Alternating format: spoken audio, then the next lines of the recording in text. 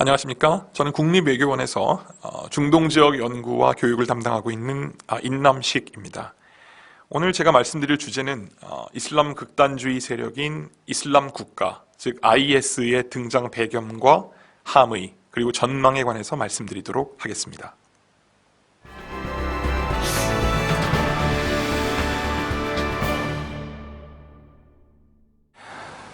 이슬람 국가라고 하는 이름은 고유 명사입니다.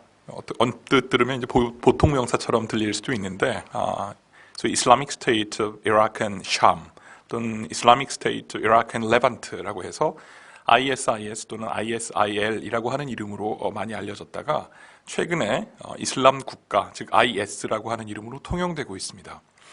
이 이슬람 국가라고 불리우는 IS는 어떤 조직이냐면 2004년에 우리에게 그 비극적인 경험을 하게 했던 고 김선일 참수 사건의 주범이었던 그 당시에 유일신과 성전이라고 불렸던 소위 알타휘드 알지하드의 후신이라고 할 수 있습니다. 당시에 그 요르단 출신의 테러리스트였던 아부 무사바 알자르카위가 결성한 일종의 알카이다 조직이었는데, 그것이 이제 10년 넘는 기간 동안에 다양한 경로를 거치면서 이제 이슬라믹 스테이트라고 하는 굉장히 극단적이고 폭력적인 하나의 그 저항 집단으로 이제 자란 것이죠. 알카이다조차도 그 이슬라믹 스테이트 IS에 대해서는 굉장히 부정적이고, 이 집단은 그 이라크 또는 시리아에서 워낙 폭력적이고 잔혹하게 국민들을 살해하고, 또 심지어는 그 시리아에 저항하는 그 시리아 내 순위 같은 반군 세력에서도 굉장히 잔인하게 소위 이슬람을 잘 믿지 않는다는 이유로 개인적인 처형, 참수형도 하고 또는 십자가형까지 하는 등 사실은 이슬람권에서는 굉장히 이례적일 만큼 폭력적이고 호전적인 그런 양상을 보여주고 있습니다. 이 IS 이슬람 국가의 목표는 사실은 그 탈레반보다도 훨씬 더 독단적이고 극단적인 소위 이슬람의 원리에 의해서 다스려지는 국가를 아랍 전역에 확산시키겠다고 하는 것을 이제 궁극적인 목적으로 하고 있는데요. 그 과정에서 사실은 그 중세 칼리프 시대에 그러니까 소위 이슬람이 만들어지고 선지자 무함mad이 다스리던 초기 이슬람 그 국가를 잇는 4명의 칼리프 시대, 즉 이것은 우리가 칼리프 라시둔의 시대라고 하는데, 그 시대로 회귀해서 사실은 그 코란과 하디스에 근거한 국가를 만들겠다고 하는 것을 이제 목표로 하고 있죠. 그러다 보니까 기존의 소위 1차 대전 이후에 만들어졌던 그 중동에서의 국경선, 우리가 그것을 이제 영국과 프랑스의 외상 간의 협정, 사이크스-피코 협정이라고 하는데, 그것에 의해서 자의적으로 분할되어서 생성된 국가들, 예를 들어서 시리아, 이라크, 요르단, 레바논 등의 현재 그 국가들의 국경선을 이제는 자기들이 그 이슬람의 원리를 통해서 하나로 통일하고, 이를 통해서 그 강력한 신정주의 국가를 아랍에 뿌리내리는 것을 목표로 하고 있습니다. 그것이 바로 IS의 하나의 실체라고 이야기할 수 있습니다.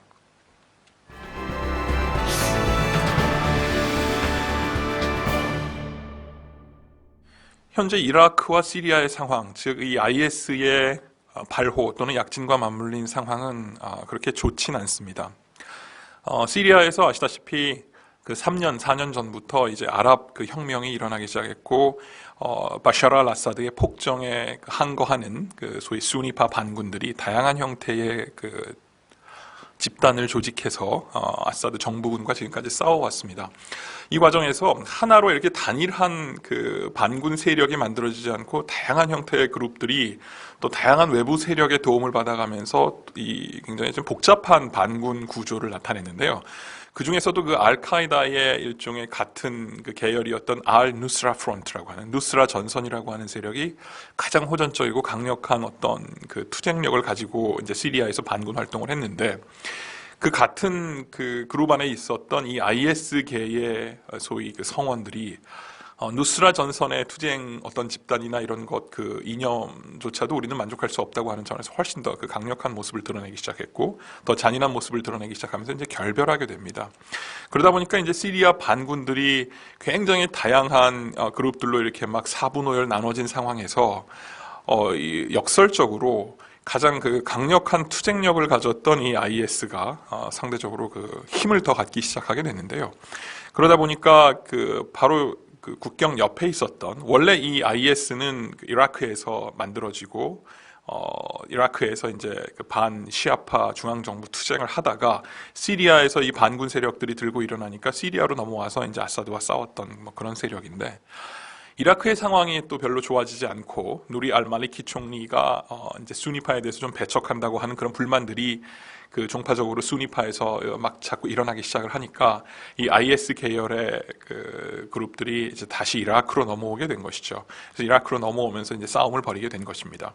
그러면서 굉장히 빠른 속도로 그 소위 투쟁 역량을 강화해 왔는데요. 그래서 지금 현재 이 IS는 크게 세 개의 전선을 운영하고 있습니다. 시리아에서는 소위 라카라고 하는 지역을 중심으로 해서 알레포 근교에서 나름대로 자기들의 어떤 그 국가 비슷한 형태의 자치를 시작을 했고, 이라크에서는 소위 동부 전선으로는 모술을 중심으로 해서 소위 쿠르드주 3개 주와 그러니까 밀고 밀리는 그런 그 공방전을 지금 벌이고 있고요. 남부 전선으로는 바그다드 바로 위쪽에서 이제 소위 시아파의 거점이었던 이라크 남부로 내려갈 것이라고 하는 것을 공언하면서 소위 남부 전선으로는 바그다드 전선, 동북부 전선으로는 소위 모술 전선, 그리고 이제 서부는 시리아에서 락카 전선을 구성하면서 이게 다양한 형태의 그 다양한 방향으로서의 나름대로 그 소위 그 전황을 만들어가고 있는 것이 지금 IS입니다. 제가 판단하건대 이쪽 그 바그다드까지 뭐 단기간 내에 강하게 진공해서 내려올 가능성은 지금 현재로서는 그렇게 높아 보이지 않고, 오히려 모술을 두고 이제 굉장히 오랫동안 치고받고 하는 그런 양상을 보일 것 같습니다. 반면에 이 시리아의 라카에서는 나름대로 자기들이 국가라고 하는 것을 이제 선언을 했고 칼리프 스테이트를 만들겠다고 했기 때문에 이 라카에서는 소위 국가를 다스리는 일종의 소위 그 정부로서의 거버넌스에 지금 연습을 하고 있는 것으로 보입니다. 그래서 사실은 이 IS가 단순히 하나의 그 테러리스트 집단으로 보기에는 이제 자기들은 국가를 운영할 수 있는 주체라고 하는 것을 공언하고 나섰고, 나름대로 경찰 또는 뭐 그 샤리아 이슬람 성법에 의한 법 체제도 만들겠다고 하는 그런 상황이기 때문에 이게 쉽게 상황이 진정될 것 같지는 않은 것입니다.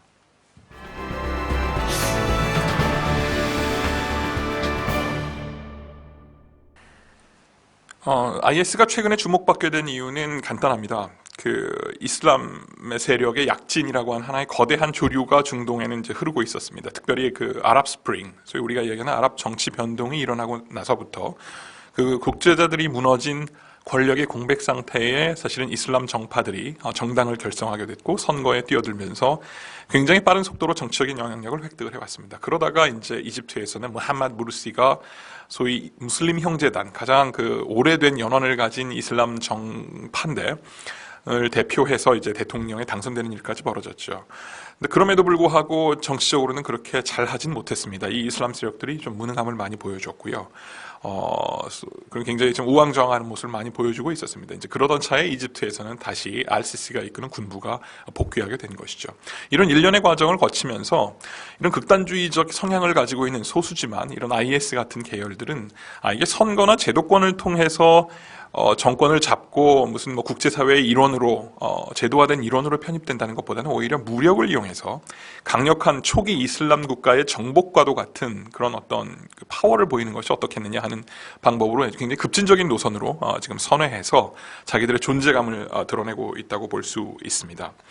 그리고 또 하나 이 IS는 지금 최근 이제 국제사회에 굉장히 우려를 사고 있는데 그 이유 중에 하나가 과거의 알카에다처럼 어떤 개선 조직, 단일한 그 위계 조직에서 테러를 기획하고 실행하면서 명령을 받는 그런 집단으로서의 운영체가 아니라 이제는 자기들이 국가를 만들었고 또 국가로서의 어떤 그 선동 전술을 그 다양한 형태의 미디어를 통해서 하면서 영국이나 미국 또는 유럽 일부 국가들의 소위 이민 2세들 또는 거기서 자발적으로 이슬람으로 개종한 소위 영어로 이야기하면 홈그라운 지하디스트들 같은 폭력적인 세력들과의 소위 그 인터넷을 통한 연대가 계속 이루어지고 있다는 점입니다.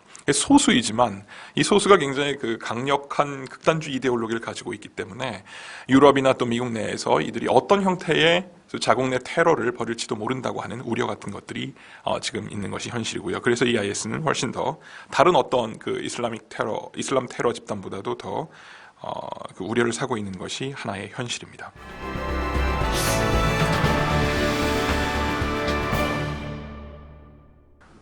IS의 목표, 즉 이슬람 국가의 목표는 아까 말씀드렸던 것처럼 아주 간단합니다. 중세 칼리프 시대에 초기 이슬람의 영화의 시대에 그 신정주의를 복원하겠다고 하는 것입니다. 기본적으로 기독교 공동체나 이슬람을 믿지 않는 다른 이교도 그리고 이슬람 내에서도 시아파 자체를 일종의 배교자라고 분류합니다.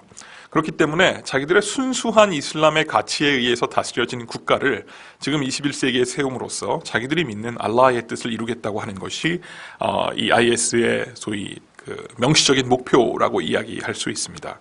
이게 굉장히 어떤 의미에서는 조금 시대착오적이라고 볼 수 있음에도 불구하고 지금 중동의 전황, 중동의 상황 자체가 사실은 굉장히 이게 쉽지 않은 상황입니다. 오랜 권위주의 체제가 물러나고 그곳에 지금 권력의 진공 상태가 찾아오면서 굉장히 혼란 국면이 계속 지속되는 이 과정에서 사실은 이런 극단주의 세력들이 내놓는 메시지를 일부이지만 사람들이 받아들이기 시작하고 그것을 국가로 한번 만들어 보겠다고 하는 의욕들을 드러내고 있다고 하는 점에서 이 IS 이슬람 국가는 국가 수립을 목표로 하고 있다고 하는 점을 저희가 좀 주목해 봐야 될 것 같고요. 그래서 이제 장기적인 목표는 이 사람들이 지금 천명하는 것은 동쪽으로는 이란, 시아파는 이슬람이 아니라고 지금 주장을 하니까 이란을 정복하고 아주 장기적인 목표입니다. 남쪽으로는 바그다드 이남의 그 시아파, 지금 현재 이라크 중앙정부가 그 관할하고 있는 지역을 정복을 하고 서쪽으로는 레바논까지 확장시킴으로써 거대한 수니파 근본주의 국가를 수립하겠다고 하는 것이 바로 이 IS의 목표입니다. 그렇게 됐을 경우에 과거 1996년부터 2001년까지 아프가니스탄을 다스렸던 탈레반 정부 같은 그런 아주 어떤 의미에서는 혹독하고 또 아주 이렇게 강경한 이슬람에 의한 국가 통치라고 하는 것을 염두에 두고 있는 것으로 보이고요. 지금 현재는 어떤 이런 메시지들을 다양한 형태의 인터넷, SNS, 심지어는 뭐 유튜브라든지 트위터를 통해서 전 세계에 이제 이걸 뿌려대고 있습니다.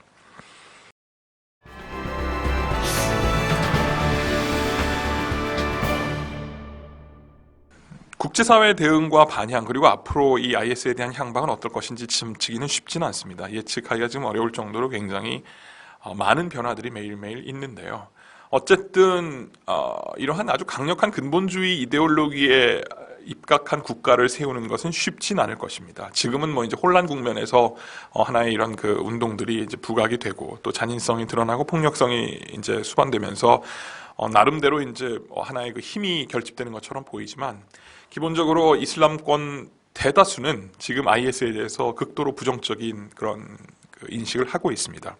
그래서 사우디아라비아의 그 그랜드 무프티, 그 이슬람의 최고 지도자의 영향, 물론 왕이 이제 최고 지도자지만 강력한 그 이슬람 신학의 영향을 가진 그랜드 무프티 같은 그런 직위에 있는 분들도 이 IS, 이슬람 국가는 이슬람적이 아니라고 이야기를 하고 있고 또 이집트의 알아자르라고 가장 오래된 이슬람 대학 또 이슬람 파운데이션에서도 이 IS에 대해서는 아주 극도로 부정적인 반이슬람적인 운동을 하고 있다고 규정을 하고 있습니다. 그리고 대부분의 이슬람 국가에서도 이 IS의 폭력성과 호전성에 대해서는 부정적입니다. 이런 환경 속에서 장기적으로 안정적인 국가를 수립하고 하나의 제도화된 국제사회의 일원으로 편입될 거라고 보는 그런 견해는 별로 없진 않습니다. 다만 문제는 단기적으로 이 IS가 나름대로 영향력을 확보하고 무장력을 그 강화하는 과정에서 많은 희생자들이 발생하고 또 그 희생자뿐만 아니라 단지 그 시리아와 이라크 영토뿐만 아니라 그 외의 지역에 소위 아까 잠깐 언급했던 외로운 늑대들, 소위 홈그로운 지하디스트라고 우리가 부르는데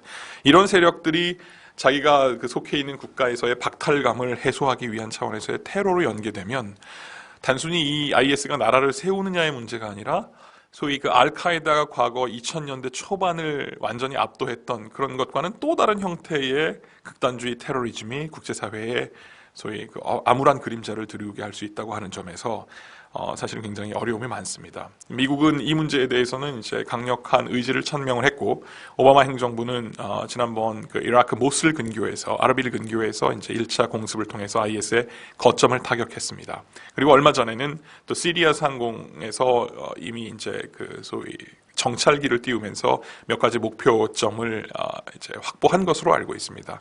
그러나 이런 그 IS 같은 그런 어떤 그 무장 투쟁 세력들을 공습에 의해서 세력을 괴멸시키긴 쉽지 않습니다. 이제 이게 미국과 국제사회의 딜레마이기 때문에 앞으로 어떤 식의 군사작전이 전개될지는 좀 두고 봐야 알겠지만 사실은 미국 입장에서는 전면적인 지상군 투입은 쉽진 않은 상황이고 가능하다면 일부 특수부대를 통해서 비밀 작전을 통해서 거점 타격을 하고 그러면 상황을 안정화시키는 방향으로 나갈 가능성이 있습니다. 그러나 장기적으로 이 지역의 안정화는 불만을 가지고 있었던 그 시리아 동부 또 이라크 중부 서부의 그 수니파들에게 어떻게 하면 온건하면서도 잘 살 수 있는 나라 정치 체제가 우리에게 만들어질 수 있는가가 관건인 것 같습니다.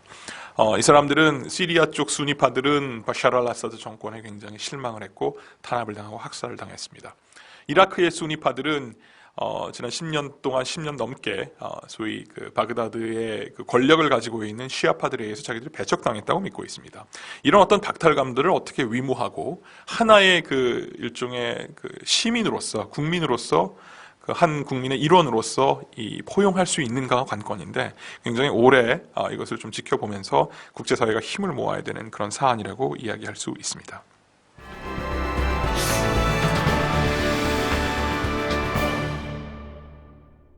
마지막으로 한국에 대한 함의는 그렇습니다. 이것은 뭐 대테러 차원에서 이제 가장 중요한 의미가 있다고 볼 수 있을 것 같습니다.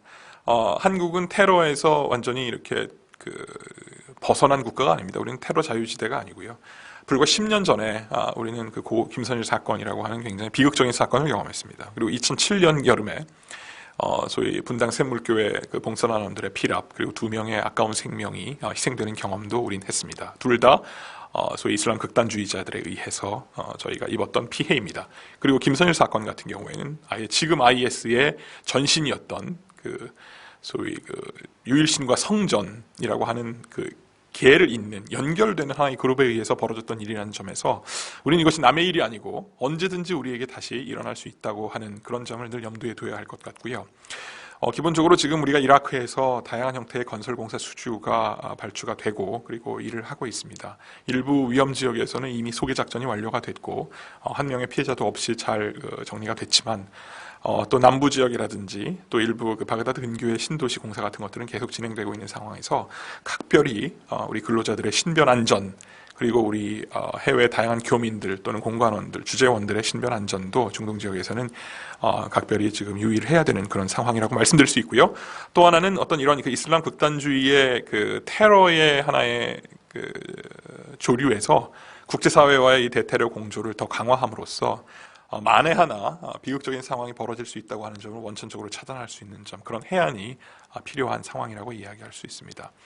가장 그 장기적으로 이 상황의 안정화는 단순히 중동에서 벌어지고 있는 이러한 그 비극적인 상황들, 매일 발생하는 난민들, 영문도 모르고 죽어가는 어린이들, 폭격들, 이런 비극적인 상황들에 대해서 이것이 단순히 남의 문제가 아니라 대한민국도 이제 국제사회에서 이제 상위권에서 우리가 국격을 지금 드러내고 있는 그런 국가이기 때문에 이것이 우리의 문제일 수 있음을 늘 같이 인식을 하면서 인도적 지원이라든지 때론 필요하다면 다양한 형태의 인적 교류라든지 이런 걸 통해서 중동 또는 그 밖에 여러 분쟁 지역에서 우리가 기여할 수 있는 방안들을 구체적으로 모색해 나갈 그런 시점이라고 생각합니다. 감사합니다.